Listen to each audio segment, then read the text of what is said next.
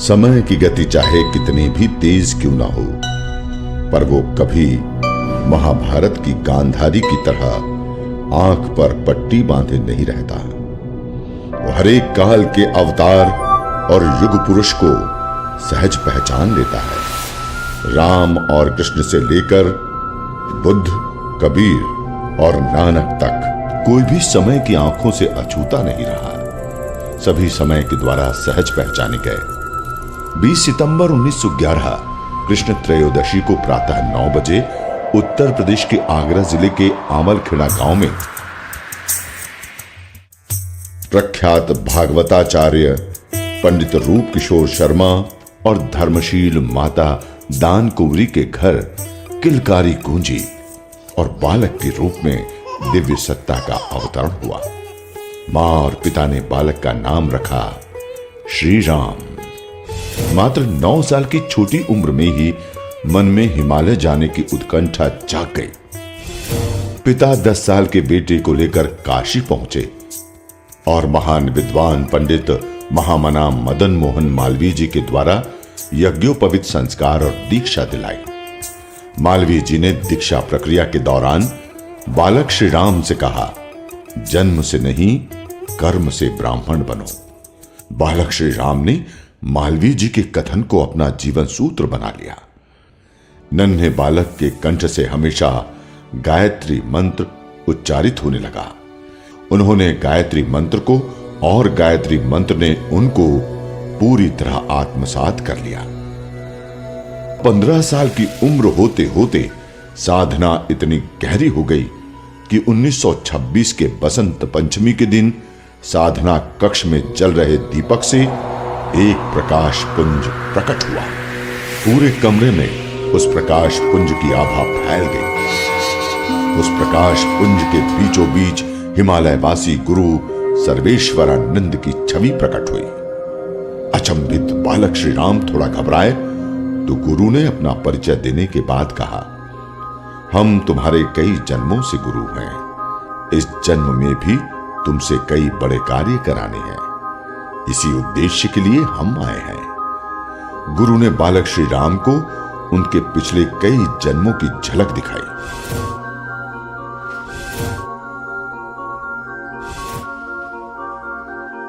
श्री राम ने पूर्ण समर्पण के साथ गुरु का वंदन किया। शिष्यता का बोध होने के बाद गुरु ने 3 लक्ष्य दिए। पहला 24 वर्ष में 24 गायत्री महापुरस्चरण करना। दूसरा एक संगठन का निर्माण करना और अखंड ज्योति नाम की पत्रिका निकालकर विचार क्रांति अभियान का सूत्रपात करना। और तीसरा युग धर्म अपनाते हुए स्वतंत्रता आंदोलन में सक्रिय भागीदारी करना। फिर गुरु के बताए निर्देशों के अनुसार जीवन चल पड़ा। श्री राम शर्मा आचार्य ने भारतीय ऋषि परंपरा और अध्यात्म के विघटित तत्वों को इकट्ठा किया, उनका समन्वय किया और भारतीय समाज की चेतना को जागृत करने में जुट गए। इसी के साथ सिर्फ जौ की रोटी और छाछ के साथ गायत्री महापुरस्चरण अनुष्ठान के क्रम आरंभ हो गए। साधना का क्रम सतत वर्षों तक निर्बाध चलता रहा। उन्होंने गायत्री मंत्र की पुनर्वापसी कराई, मंत्र को कील के बंधन से मुक्त कर आम जन का बनाया। ऋषि परंपरा को नई धार दी, नई पहचान दी, प्राचीन विरासत को फिर से नई ऊंचाई दी।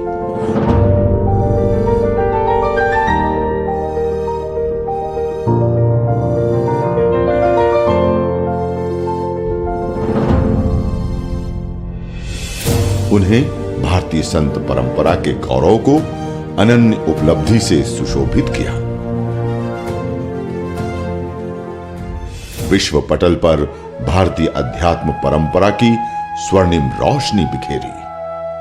अब युवा श्री राम आचार्य हो चुके थे। उन्होंने मंत्रों से उन रहस्यों की साधना प्रारंभ की जो कबीर ने अपने निर्गुण और महात्मा बुद्ध ने विपश्यना के जरिए की थी।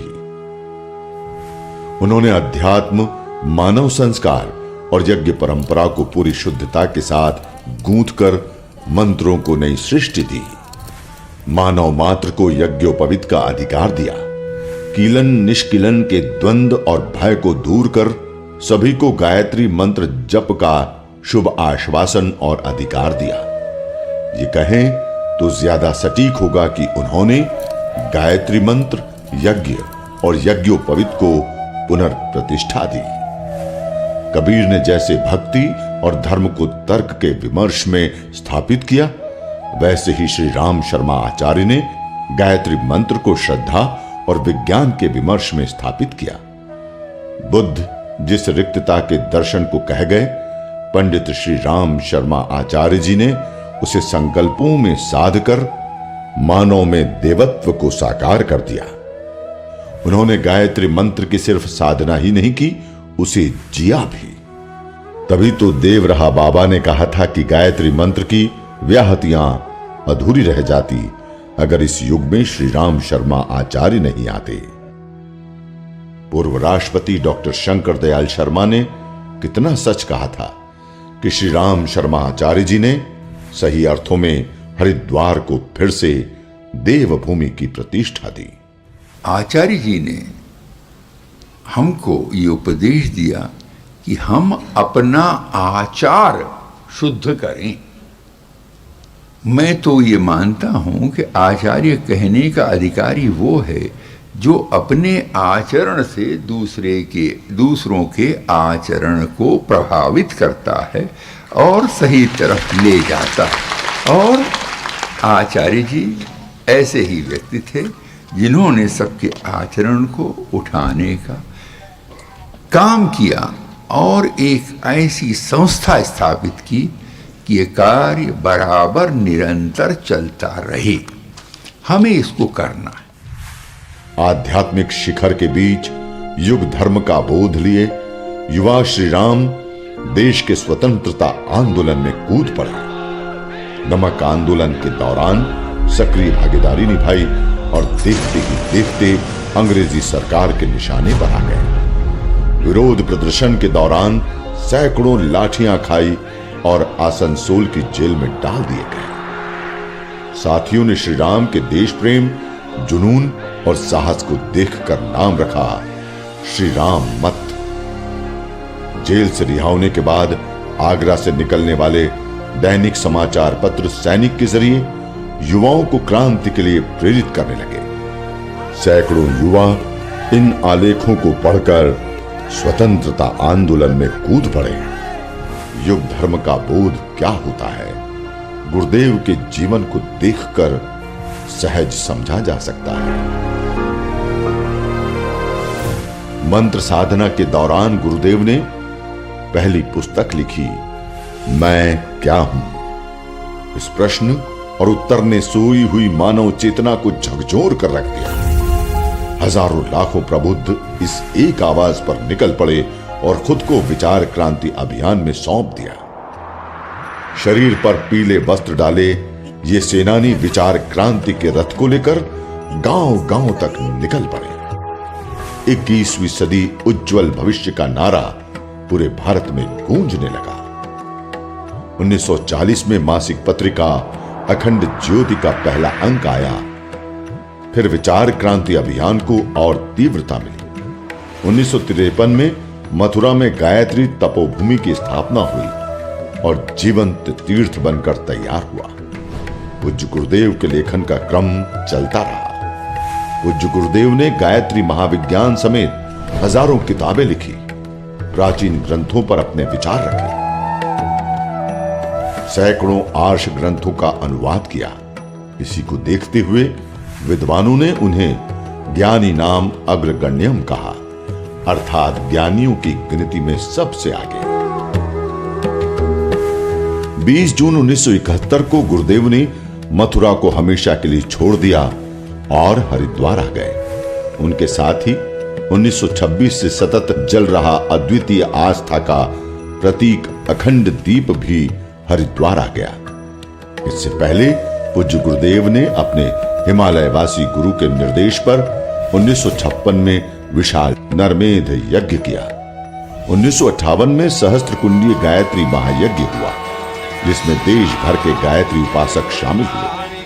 पूज्य गुरुदेव ने इन यज्ञों के जरिए मानव चेतना को फिर से आगाह किया कि गायत्री मंत्र साध्य भी है और साधन भी। यह आत्मशक्ति का उपासक, प्रबल संकल्प शक्ति का प्रतीक है। यह विज्ञान और लोक का मिलन बिंदु भी है। पूज्य पंडित श्री राम शर्मा आचार्य जी सच्चे अर्थों में भारतीय पुनर्जागरण के पुरोधा थे। वे लोक मंगल के ध्वजवाहक थे। वो विषमताओं को तोड़कर नई समता गढ़ने वाले आदि शिल्पकार थे। उन्होंने यज्ञ और ऋषि परंपरा के जरिए भारतीय समाज को पुनर्गठित किया। उन्होंने जाति के बंधनों को तोड़ा और इस सूत्र को स्थापित किया कि सेवा ही मानव का परम धर्म है। उन्होंने आस्थावानों और श्रद्धालुओं को नया मंत्र दिया, बो और काटो। उन्होंने जड़ चेतन में भगवान को पहचानने की पद्धति दी। उन्होंने मनुष्य को भटका हुआ देवता कहा। 1960 और 1971 गुरुदेव ने अपने गुरु के संरक्षण में 2 बार हिमालय की यात्रा की और वहां कठोर तपश्चर्या की। दूसरी हिमालय यात्रा से लौटने के बाद गुरुदेव शांति कुंज को सुविकसित करने में जुट गए। देश भर की यात्रा की, लाखों गायत्री परिजनों को दीक्षा दी, उन्हें विचार क्रांति आंदोलन से जोड़ा। साइकिल और झोला पुस्तकालयों के जरिए सद्विचारों को जन जन तक पहुंचाया। ये उसी कठोर संकल्प का परिणाम है कि पूज्य गुरुदेव के विचार आज भी शाश्वत हैं। परम पूज्य गुरुदेव का साहित्य लोकतांत्रिक मूल्यों की आधारशिला है। उन्होंने जिस देवत्व की मानव में कल्पना की, वही दुनिया के सभी धर्मों का अंतिम लक्ष्य है। इसलिए ये कहा जाए कि शांति कुंज इस युग की आशा आकांक्षा का प्रतीक स्वप्न है, तो कोई अतिशयोक्ति नहीं होगी। ये एक आध्यात्मिक और सांस्कृतिक जीवंत विमर्श है। शांति कुंज को समझने का मतलब है गौरवशाली भारत को समझना, राम और कृष्ण के देश को समझना। इसलिए विचार क्रांति अभियान को दशम अवतार कहकर भी पुकारा गया।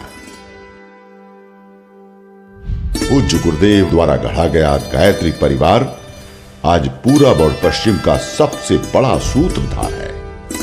अगर कुछ वाक्यों में कहा जाए तो कहा जा सकता है कि भारतीय समाज में मर्यादा, आदर्श, विनय, विवेक, मूल्यवत्ता और संयम का एक नाम है, तो वो है युग पुरुष पूज्य श्री राम शर्मा आचार्य द्वारा संजोया गायत्री परिवार।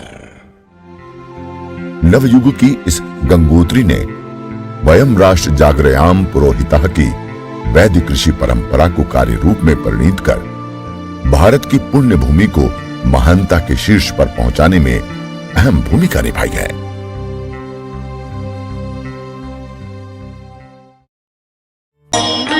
मंगलम